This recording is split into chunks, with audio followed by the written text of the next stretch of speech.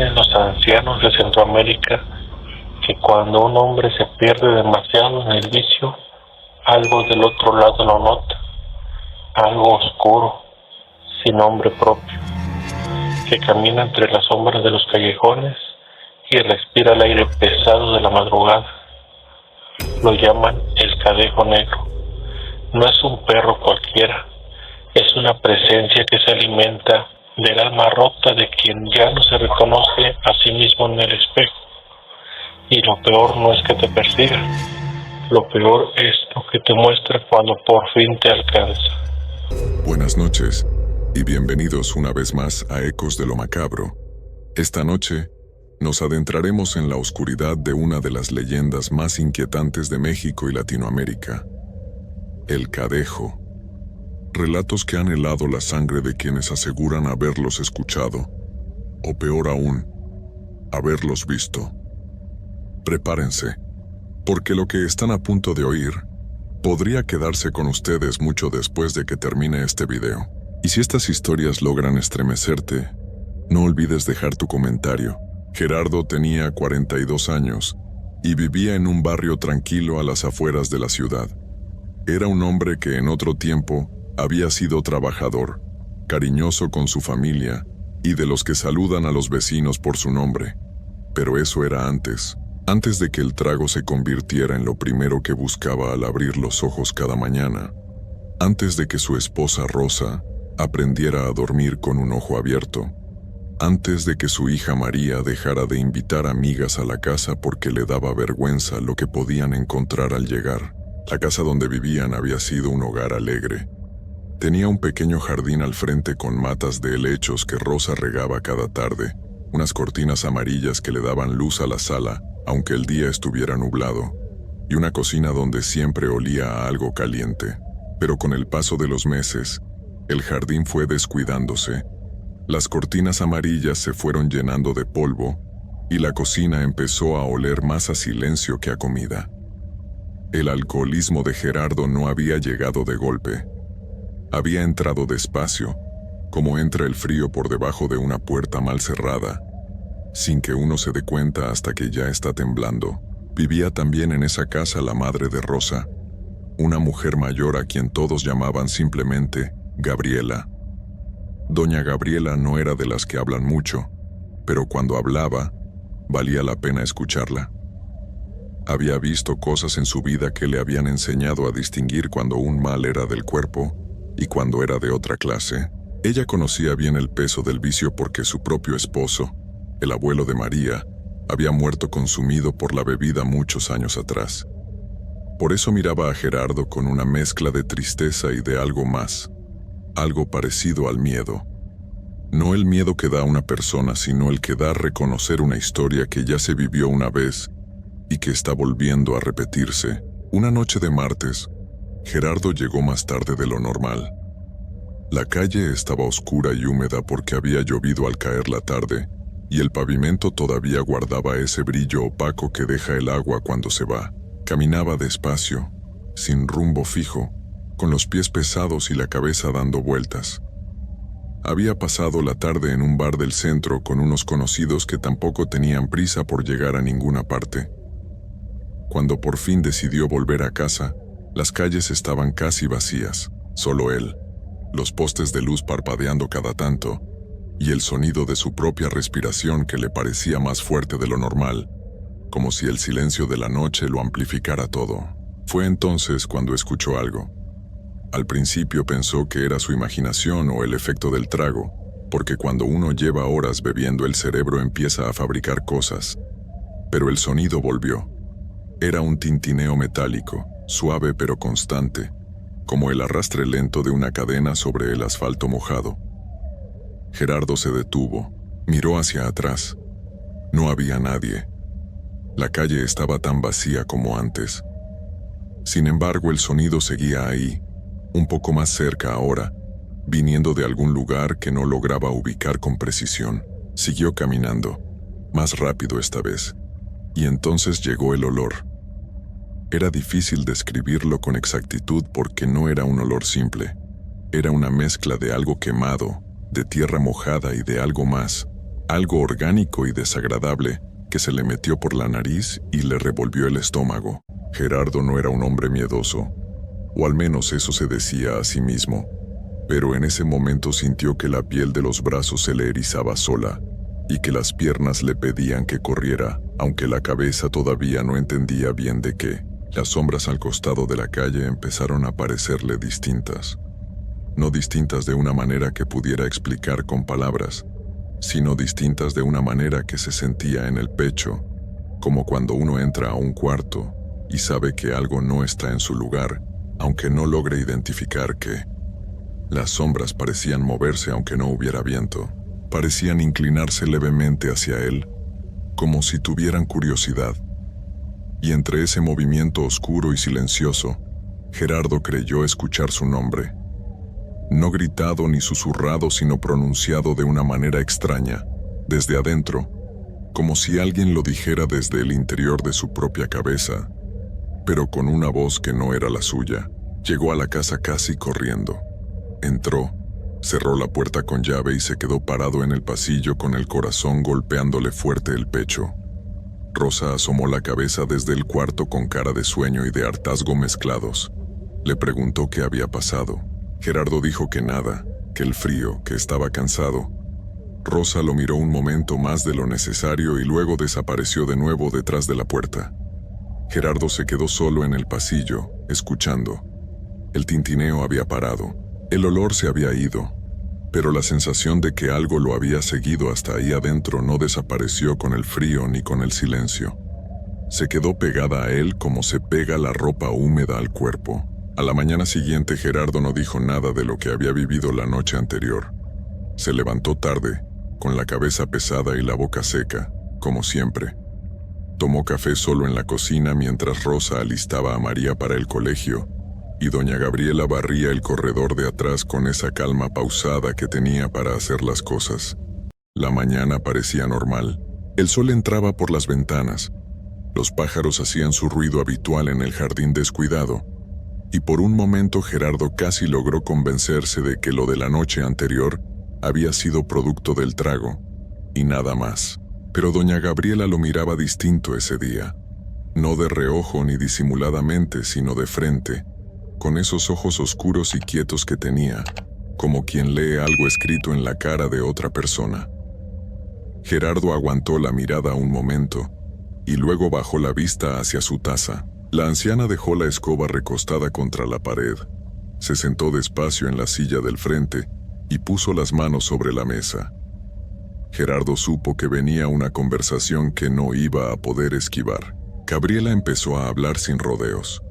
Le dijo que la noche anterior había escuchado cómo llegó, que había sentido algo raro en el ambiente de la casa, un peso que no estaba antes, y que conocía bien ese tipo de peso porque ya lo había sentido una vez en su vida, muchos años atrás, cuando su propio esposo andaba por el mismo camino que Gerardo estaba transitando ahora. Le dijo que no le estaba contando esto para asustarlo, sino porque sentía que tenía la obligación de advertirle, porque lo que ella conocía no era un cuento de niños, ni una historia para pasar el rato. Era algo que la gente de su tierra había visto con sus propios ojos durante generaciones. Le habló del cadejo negro. Le explicó que según la leyenda que su propia abuela le había contado de pequeña, existían dos cadejos, dos criaturas de apariencia perruna que rondaban a los hombres que caminaban solos de noche.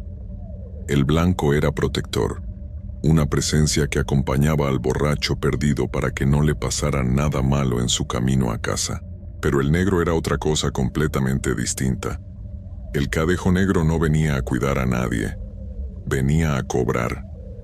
Se aparecía cuando un hombre llevaba demasiado tiempo destruyéndose a sí mismo, cuando el vicio ya había devorado tanto de él, que lo que quedaba apenas si se parecía a la persona que había sido antes. Y lo más inquietante de todo, dijo Gabriela bajando un poco la voz, no era que la criatura atacara ni hiciera daño físico. Lo más terrible era lo que le mostraba al hombre que la miraba de frente, porque en esos ojos negros y vacíos, el hombre veía su propio reflejo, pero no como era ahora sino como había dejado de ser, todo lo que había perdido, todo lo que había roto, todo lo que ya no tenía remedio. Gerardo la escuchó en silencio. Por dentro quería reírse o decirle que eso eran supersticiones de gente mayor, pero algo se lo impedía. Tal vez era el recuerdo fresco de las cadenas sobre el asfalto mojado. Tal vez era el olor que todavía creía sentir de manera fantasma cada vez que cerraba los ojos demasiado tiempo. Le dijo a Gabriela que lo pensaría, que entendía lo que le estaba diciendo, y se levantó de la mesa antes de que la conversación se pusiera más incómoda. La anciana no insistió. Solo lo vio alejarse por el pasillo con esa mirada suya de quien ya sabe cómo termina la historia. Los días siguientes fueron extraños en la casa. Rosa andaba más callada que de costumbre, como si estuviera guardando energía para algo. María, que tenía 12 años y era una niña observadora y seria para su edad, había empezado a mirar a su padre con una expresión que no era de enojo, sino de algo más parecido a la distancia, como si estuviera aprendiendo a quererlo desde lejos, para que no le doliera tanto de cerca. Gerardo lo notaba, pero no sabía qué hacer con eso. Entonces hacía lo que siempre hacía cuando algo lo incomodaba, salía. Una tarde Gabriela llamó a María a su cuarto. Era un cuarto pequeño y ordenado, con una estampa religiosa colgada sobre la cama y un aroma permanente a lavanda que la anciana usaba para todo. Se sentaron juntas en el borde de la cama y Gabriela le contó a su nieta la misma historia del cadejo, pero de una manera diferente a como se la había contado a Gerardo. A María no le habló de castigos ni de reflejos. Le habló de la leyenda completa, desde el principio, con todos los detalles que su propia abuela le había pasado, como se pasan las cosas importantes, de voz a voz y de noche en noche. Le dijo que el cadejo negro no era el mal en sí mismo, sino la consecuencia del mal que un hombre se hace solo, que no aparecía para destruir sino para mostrar, y que la única manera de alejarlo era que el hombre decidiera por su propio pie dejar de destruirse, porque la criatura no respondía a rezos ni a rituales, sino únicamente a la voluntad genuina de cambiar. María escuchó todo sin interrumpir. Cuando Gabriela terminó, la niña estuvo un momento en silencio, y luego preguntó si su papá iba a estar bien. La anciana le tomó la mano y le dijo que eso dependía de él. Fue la respuesta más honesta que podía dar, y las dos lo sabían. Esa noche María tardó mucho en dormirse. Se quedó mirando el techo de su cuarto, escuchando la casa, sus crujidos normales, el viento afuera, el sonido lejano de la calle. Y en algún momento, justo antes de caer dormida, le pareció escuchar desde el pasillo un sonido muy leve, casi imperceptible, como el roce suave de algo metálico contra el piso de madera. Gerardo esa misma noche había salido de nuevo. No muy tarde, se decía a sí mismo, solo un rato, solo para despejar la cabeza, pero un rato se convirtió en horas como siempre, y cuando quiso darse cuenta la ciudad estaba oscura, y él estaba solo caminando por calles que ya no reconocía bien. Esta vez el recorrido de vuelta a casa le pareció más largo de lo normal. Las calles parecían haberse estirado. Los postes de luz estaban más separados entre sí, y los tramos de oscuridad entre uno y otro se sentían más densos, más sólidos, como si la sombra tuviera peso propio esa noche. Y entonces volvió el tintineo, esta vez más claro, más cercano. Gerardo se paró en seco en la mitad de la cuadra y miró hacia todos lados. La calle seguía vacía, pero el sonido no paraba, un arrastre lento y rítmico que venía de algún lugar justo detrás de él. Giró rápido. No había nada visible, pero el olor llegó casi al mismo tiempo que el sonido, esa combinación horrible de azufre y descomposición que le cerró la garganta. Y en la oscuridad al fondo de la cuadra, justo donde la luz del último poste no alcanzaba a llegar, Gerardo vio algo. No con claridad, solo una masa oscura, más negra que la noche misma, sin forma definida pero con una presencia que se sentía en los huesos. Y desde esa masa, dos puntos de luz apagada que no brillaban sino que absorbían, como dos agujeros en la oscuridad con forma de ojos, estaban fijos en él. Gerardo no recordaba bien cómo llegó a la casa esa noche. Sus pies lo llevaron solos, en una carrera que no supo cuándo empezó ni cuándo terminó. Solo se dio cuenta de que estaba adentro cuando sintió la puerta cerrarse a sus espaldas, y sus rodillas cedieron despacio hasta que quedó sentado en el suelo del pasillo con la espalda contra la madera. Estaba empapado en sudor a pesar del frío. Le temblaban las manos. La respiración le salía entrecortada y ruidosa en el silencio de la casa dormida. Estuvo así un buen rato, sin moverse, escuchando. La casa estaba quieta. No había tintineo, no había olor, no había nada fuera de lo normal. Solo el reloj de la cocina marcando los segundos con ese golpe seco y constante que en otro momento le resultaba completamente indiferente, pero que ahora sonaba ensordecedor. Cuando por fin logró calmarse lo suficiente para levantarse, fue directo al baño. Abrió la llave del agua fría y metió la cara debajo del chorro. El agua helada lo trajo de vuelta. Se miró en el espejo mientras el agua le escurría por la cara y por un momento no supo muy bien qué estaba mirando. El hombre que le devolvía el reflejo tenía los ojos rojos, la piel grisácea, las mejillas hundidas. Parecía mayor de lo que era. Parecía cansado de una manera que el sueño no podía arreglar. Se fue a la cama sin hacer ruido para no despertar a Rosa. Pero Rosa no estaba dormida. Estaba acostada de lado, mirando la pared. Y cuando Gerardo se metió bajo las cobijas, ella no se movió ni dijo nada. Ese silencio entre los dos pesaba más que cualquier discusión. Gerardo cerró los ojos e intentó dormir, pero el sueño no llegaba. En cambio llegaban imágenes sueltas, fragmentos sin orden. Su hija María mirándolo desde lejos con esa expresión nueva que él no sabía cómo descifrar. La cara de doña Gabriela en la cocina con las manos sobre la mesa, el reflejo en el espejo del baño, y detrás de todo eso, persistente y oscura, la masa negra al fondo de la cuadra con esos 2 puntos sin luz clavados en él. En algún momento debió quedarse dormido porque de pronto estaba en un lugar que no era su cuarto. Era un pasillo largo y sin ventanas, con las paredes de un color que no era exactamente ningún color, y al fondo había una figura de pie que no se movía. Gerardo caminó hacia ella aunque algo en su pecho le decía que no lo hiciera.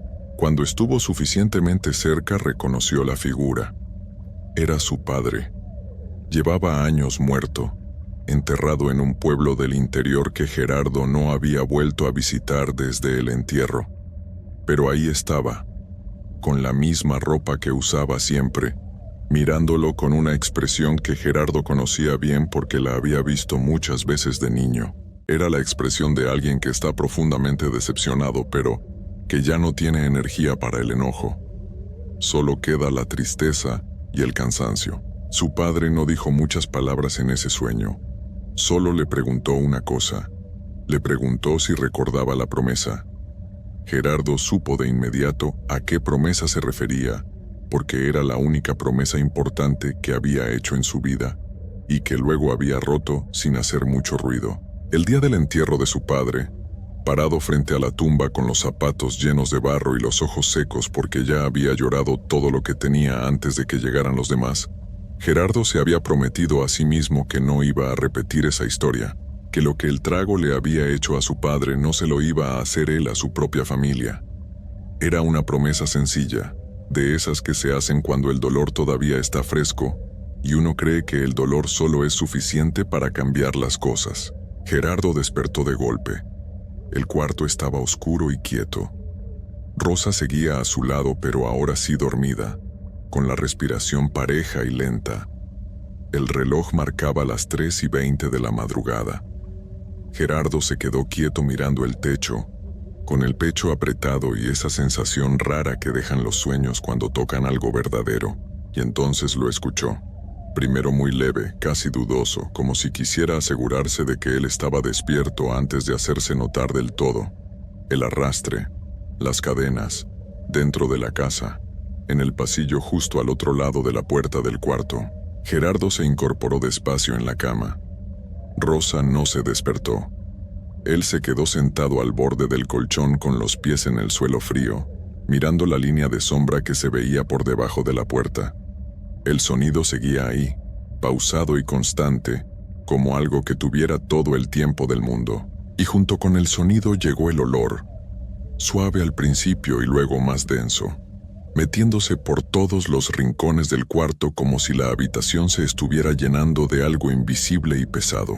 Gerardo no supo de dónde sacó el valor o si lo que lo hizo levantarse fue el valor o simplemente el agotamiento de tenerle miedo a algo que no podía ver y no podía entender. Se paró, caminó hasta la puerta y la abrió de golpe. El pasillo estaba vacío. La luz tenue que entraba por la ventana del fondo alcanzaba apenas para distinguir las formas. La mesa con el teléfono, el marco de la foto colgada en la pared, la puerta del cuarto de María cerrada, la puerta del cuarto de Gabriela también cerrada. No había nada. Pero el olor era más fuerte ahí afuera que dentro del cuarto, y el silencio era de un tipo particular. El silencio de cuando algo acaba de dejar de hacer ruido porque supo que lo iban a escuchar. A la mañana siguiente Gerardo amaneció con una determinación nueva que no supo muy bien de dónde venía.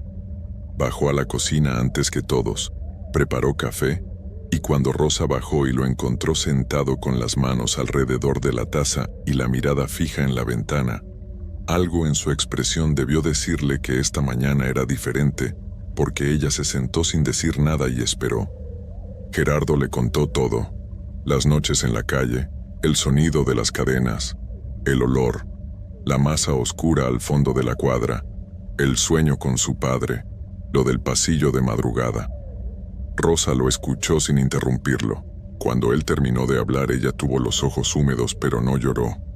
Le dijo que llevaba mucho tiempo esperando que él hablara, cualquier cosa, que dijera algo verdadero en lugar de seguir fingiendo que todo estaba bien cuando las dos personas que más lo conocían en esa casa sabían perfectamente que no era así.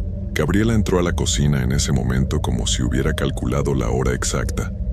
Se sirvió su café, se sentó en su silla de siempre y miró a Gerardo. Él le contó lo de la noche anterior, lo del pasillo, lo de las cadenas adentro de la casa. La anciana no se sorprendió. Dijo que eso era lo que pasaba cuando la criatura ya había encontrado a quien buscaba, que mientras Gerardo siguiera en el mismo camino, la presencia no iba a irse, que el cadejo negro no se alejaba con miedo sino con cambio verdadero, no con promesas dichas en voz alta sino con hechos concretos día tras día. Esa tarde la familia se reunió en la sala de una manera que no había sucedido en mucho tiempo. No fue una reunión planeada ni formal, simplemente fueron llegando uno por uno, como si algo los jalara hacia el mismo lugar al mismo tiempo. Rosa se sentó en el sofá con las manos entrelazadas en el regazo. María llegó del colegio, dejó la mochila en el suelo y se quedó parada en el marco de la puerta mirando la escena con esa seriedad suya de niña que ha crecido más rápido de lo que debería. Gabriela estaba en su silla de siempre, la que tenía el cojín azul gastado de tanto uso, y Gerardo estaba de pie frente a la ventana, mirando el jardín descuidado, con la espalda hacia ellos pero sabiéndolos ahí. Fue María la que habló primero. Le preguntó a su papá si era verdad lo que la abuela le había contado, no sobre el cadejo específicamente, sino sobre todo lo demás, sobre si él sabía que las cosas estaban mal, sobre si le importaba lo que estaba pasando en esa casa. La pregunta era directa y simple como solo pueden serlo las preguntas de los niños que todavía no han aprendido a disfrazar lo que sienten con palabras complicadas. Gerardo se dio la vuelta y la miró. 12 años, pelo recogido, uniforme del colegio todavía puesto, y unos ojos que eran iguales a los de él pero que en ese momento reflejaban algo que él no quería ver reflejado. Una mezcla de amor y de miedo, y de una distancia que se había ido construyendo sola ladrillo a ladrillo mientras él no miraba. Gerardo se sentó, no en el sofá sino en el suelo, con la espalda contra la pared y las rodillas dobladas, en una postura que lo hacía verse más pequeño, menos imponente, más humano. Y empezó a hablar, no con el tono de quien da explicaciones, ni con el de quien pide perdón de manera automática porque sabe que toca pedirlo. Habló de verdad, con palabras torpes y pausas largas y la voz quebrándose en los momentos que no pudo evitar. Les contó cosas que nunca había dicho en voz alta, que sabía que había fallado, que sabía que la casa había dejado de ser lo que era, porque él la había ido apagando sin darse cuenta, que el vicio no era algo que le había pasado, sino algo que había dejado que entrara, y que luego había dejado que se quedara porque era más fácil que enfrentarlo. Rosa lloró, no de manera dramática, sino de esa manera quieta y cansada de quien lleva mucho tiempo aguantando, y de pronto puede soltar un poco del peso. María se sentó en el suelo junto a su papá sin decir nada y apoyó la cabeza en su hombro. Gabriela los miraba desde su silla con los ojos brillantes y las manos quietas sobre las rodillas. La cocina olía a café recalentado, y afuera el sol estaba bajando y pintando el cielo de un naranja sucio que se colaba por las ventanas y le daba a todo una luz extraña, cálida y triste al mismo tiempo. Esa noche Gerardo no salió. Se quedó en la casa, comió en la mesa con todos, ayudó a María con una tarea de matemáticas que no entendió muy bien pero que intentó de todas formas, y se fue a dormir a una hora razonable. Fue la primera noche en mucho tiempo que la casa se sintió como antes, no completamente, no de golpe, pero sí con un asomo de algo que podría volver a ser lo que fue si se le daba tiempo y cuidado. Se durmió rápido y sin sueños, y no escuchó nada en el pasillo. Pero a los 3 días la historia dio un giro que nadie esperaba. Gerardo había estado bien esos días. Había cumplido lo que dijo. Había evitado salir de noche y había estado presente en la casa de una manera que Rosa notó y agradeció en silencio. Pero el tercer día llegó una llamada de un conocido, una invitación a una reunión que sonaba inofensiva, solo un rato, solo para tomar algo, igual que siempre. Y Gerardo dudó. Esa duda fue suficiente. No fue a la reunión. Pero la duda se quedó en él como se quedan las dudas, rondando, haciéndose más grande en los momentos de quietud, recordándole que afuera estaba el escape fácil de siempre. Esa noche no pudo dormir. Se levantó pasada la medianoche y fue a la cocina a tomar agua. La casa estaba completamente oscura y silenciosa. Llenó el vaso, bebió despacio y estaba por volver al cuarto cuando lo sintió. No fue el sonido primero esta vez, fue el olor. Llegó de repente y con una intensidad que no había tenido ninguna de las veces anteriores, como si algo supiera que él había estado a punto de ceder y hubiera decidido recordarle que seguía ahí. Gerardo se quedó inmóvil junto al fregadero con el vaso vacío en la mano. El olor llenó la cocina entera en cuestión de segundos y luego llegó el sonido, lento y deliberado, arrastrándose desde el corredor de atrás hacia la cocina, cadena sobre piso de madera.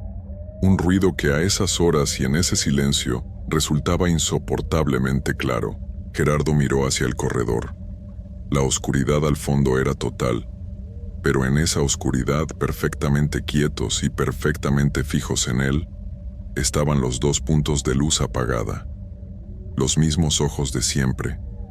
Esta vez no al fondo de una cuadra ni detrás de una puerta, sino a menos de 5 metros de distancia, dentro de su propia casa, en el corredor que conectaba la cocina con el patio de atrás. Gerardo no corrió. No supo si fue porque el miedo lo paralizó o porque algo adentro de él decidió que ya era suficiente de huir. Se quedó parado frente a esa oscuridad mirando esos ojos que no brillaban sino que absorbían todo lo que les llegaba. Y entonces pasó algo que ninguna de las veces anteriores había pasado. La masa oscura se movió hacia la luz tenue que entraba por la ventana de la cocina, y por un instante, solo un instante brevísimo, Gerardo pudo ver algo más que una sombra sin forma. Era enorme. Tenía la silueta vaga de un animal de 4 patas, pero con algo equivocado en las proporciones. Demasiado alto, demasiado largo, con las patas que doblaban en ángulos que no eran los correctos. El pelo era negro, de un negro que parecía absorber la poca luz que había en la cocina, y los ojos, vistos de cerca, no eran simplemente oscuros. Eran como ventanas a un lugar sin fondo, donde no había nada, ningún color, ninguna luz, ningún reflejo, nada, excepto en el centro exacto de cada ojo donde Gerardo vio, con una claridad que le heló la sangre, su propio rostro, no su rostro de ahora sino el de antes, el de hace años, el de cuando todavía era el hombre que Rosa había elegido y que María miraba sin esa distancia nueva. Y ese rostro en el fondo de los ojos de la criatura no tenía expresión de tristeza ni de enojo. Tenía expresión de alguien que está esperando que lo rescaten desde muy adentro de un lugar del que no puede salir solo. La criatura abrió la boca, no para atacar, para hablar. Y lo que dijo no fue con sonido, sino de una manera que Gerardo sintió directamente dentro del pecho, como una vibración que se instaló entre las costillas y no dejaba de temblar. Le dijo 4 palabras: soy lo que abandonaste, nada más. 4 palabras y luego la oscuridad del corredor volvió a ser oscuridad normal y el olor se fue tan rápido como había llegado y el silencio de la casa volvió a ser el silencio de siempre. Gerardo soltó el vaso en el fregadero y se sentó en el suelo de la cocina con las manos sobre la cara. Estuvo así mucho tiempo. Cuando por fin se levantó, fue al cuarto de Gabriela y tocó la puerta suavemente. La anciana abrió casi de inmediato, como si hubiera estado esperando. Gerardo le dijo que necesitaba ayuda, no con el cadejo ni con lo sobrenatural, sino con lo otro, con lo real, con el vicio, con el camino de vuelta a ser quien había dejado de ser. Gabriela lo miró un momento largo y luego abrió la puerta del todo y lo hizo pasar. Los días que siguieron no fueron fáciles. Nadie en esa casa pensó que iban a hacerlo. Gerardo empezó a buscar apoyo fuera de la casa, habló con un médico, aceptó acompañamiento.